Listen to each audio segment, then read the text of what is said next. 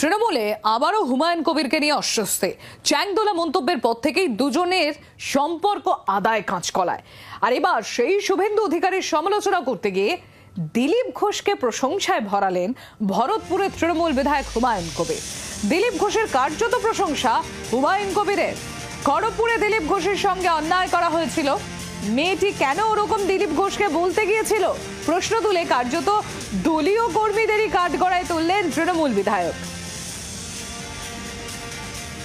খড়গপুরে উনি একটা ওনার এমপি ল্যাডসের টাকায় একটা স্কিম করেছেন, সেটাকে উদ্বোধন করতে গিয়েছেন। তো সেখানে যদি কেউ তাকে ধাক্কা দেয়, কেউ যদি তাকে অসম্মান করে, তো বলবে না?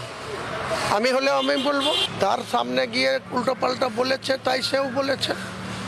কেউ তো ছাড়েনি, ওই মহিলাও তো ছাড়েনি ওনাকে অনেক কিছু বলতে। তো উনিও বলেছেন যেটা অন্যায় সেটা সে দিলীপ ঘোষের পক্ষে গেল না বিপক্ষে গেল, সেটা আমার কাছে খুব একটা গুরুত্বর কিছু নেই।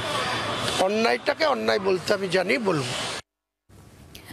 আমরা ইতিমধ্যে টেলিফোনে যোগাযোগ করতে পেরেছি তৃণমূল কংগ্রেসের রাজ্য সহ সভাপতি জয়প্রকাশ মজুমদার রয়েছেন আমাদের সঙ্গে। জয়প্রকাশ বাবু, হুমায়ুন কবির ভরতপুরের তৃণমূল বিধায়ক, আপনাদেরই দলের বিধায়ক, তিনি বলছেন যে দিলীপ ঘোষ তিনি নিজের এমপি ল্যাডের টাকা দিয়ে যে জিনিস করেছেন তার উদ্বোধনে গিয়েছেন এবং সেখানে যদি তাকে কেউ ধাক্কাধাক্কি করে, বাজে কথা বলে, যেটা অন্যায় সেটা অন্যায়, সেটা তো করা উচিত হয়নি।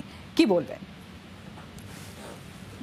দেখুন, হুমায়ুন কবিরকে যে কোনো বিষয়ে মন্তব্য করা থেকে বিরত থাকতে বলা হয়েছে এবং উনি যদি কোনো মতামত প্রকাশ করে থাকেন সেটা একান্তভাবে তার ব্যক্তিগত মতামত।